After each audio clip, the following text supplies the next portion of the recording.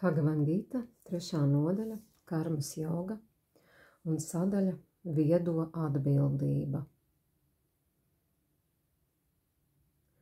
20. pāns. Patiesi, tikai ar karmas jogu vien Džanaka un citi sasniedz pilnību, un patiešām tev jārīkojas, domājot par pasaules labklājību. Šeit Krišna domā, citiem vārdiem sakot, sanskritā loka sangraha, tātad domājot par pasaules labklājību. 23. pāns.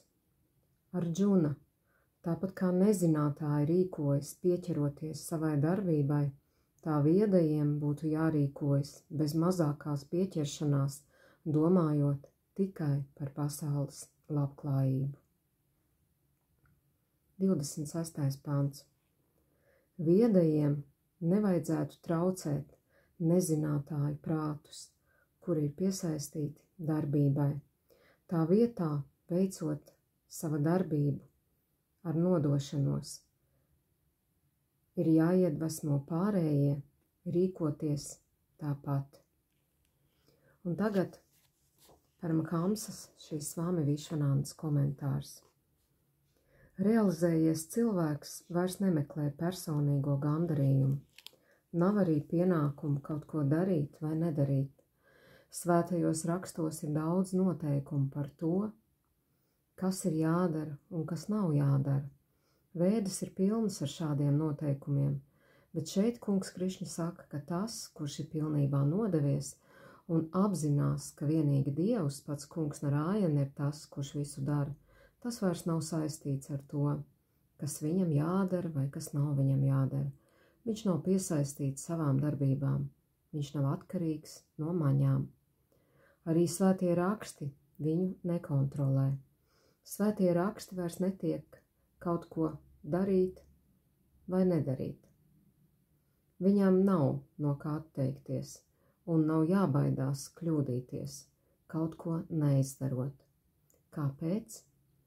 Jo viņš vada, visas viņa darbības vada pats Dievs. Viņu nesaista paša prāts. Šeit Krišņa saka Arjunam, tagad tas ir cits līmenis, tas ir līmenis, kurā eksistē tikai Dievs un kurā pats nepastāv es. Tas nenozīmē, ka Dieva apziņu sasniegušās dvēseles šajā pasaulē nerīkojas. Viņas rīkojas, taču šī rīcība viņus nepiesaista. Viņas palīdz uzturēt līdzsvaru pasaulē, bet viņām nav pieķeršanās nec tam, ko viņas dara, nec tam, ko viņas nedara. Viņas seko intuīcijai. Viņas tiek vadītas, viss notiek un par visu tiek gādāts. Šāds stāvoklis cilvēcei sasniedz augstāko labumu, ne tikai šīm dvēselēm, bet arī cilvēkiem visapkārt. Viņas ir centrējušās augstākajā, un šajā stāvoklī karma netiek radīta. Šāds cilvēks atsakās no visa.